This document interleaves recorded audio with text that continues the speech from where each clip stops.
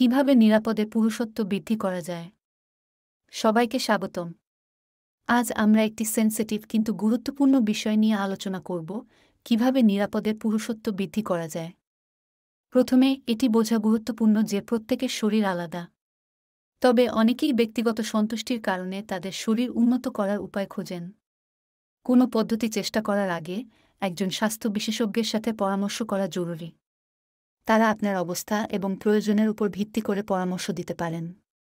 প্রথমত, non surgical পদ্ধতি, যার মধ্যে রয়েছে পেলভিক ফ্লোর এক্সারসাইজ, যেমন কেগেলস এক্সারসাইজ, পেলভিক এলাকার পেশি শক্তিশালী করে এবং একটি দৃঢ় করতে সহায়তা করে।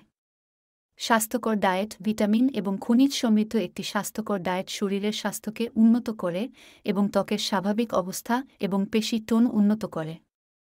Topical treatment, good quality topical cream এবং তেল ত্বকের টেক্সচার এবং ত্বকের স্বাভাবিক অবস্থা উন্নত করে।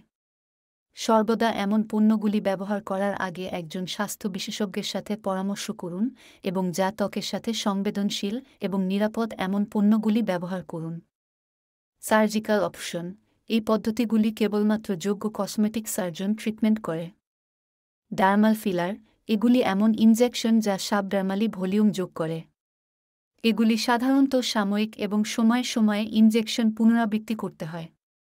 ফ্যাট ট্রান্সফার, এটি শরীরের একটি অংশ থেকে অন্য অংশে ফ্যাট স্থানান্তরিত করার প্রক্রিয়া। এটি একটি ইন্টারভেনশনাল ট্রিটমেন্ট, তাই একজন কসমেটিক সার্জনের সাথে ডিটেইলস পরামর্শ করুন। মানসিক সুস্থতা, দেহের মানসিক এবং আবেগগুলিকে গুরুত্ব দেওয়া, আত্মবিশ্বাস থাকা এবং ভালোবাসা পুরুষত্ব বৃদ্ধির সহায়ক হতে পারে। ভালোবাসা এবং অনুশীলন করা আপনার সামগ্রিক সুস্থতা উন্নত করতে পারে। মনে রাখবেন, শারীরিক ইন্টিমেসি আপনার আত্মবিশ্বাসের পরিপূরক হওয়া উচিত নয়। পুরুষত্ব বৃদ্ধি করার উপায় রয়েছে, সবচেয়ে গুরুত্বপূর্ণ হল আপনার স্বাস্থ্য এবং সুস্থতাকে অগ্রাধিকার দেওয়া।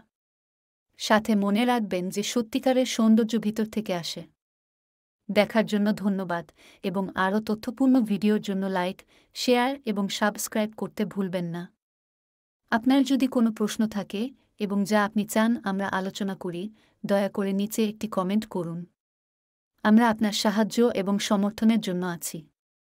পরের বার পর্যন্ত সুস্থ এবং আত্মবিশ্বাসী থাকুন। Thank you and bye bye. See you next time.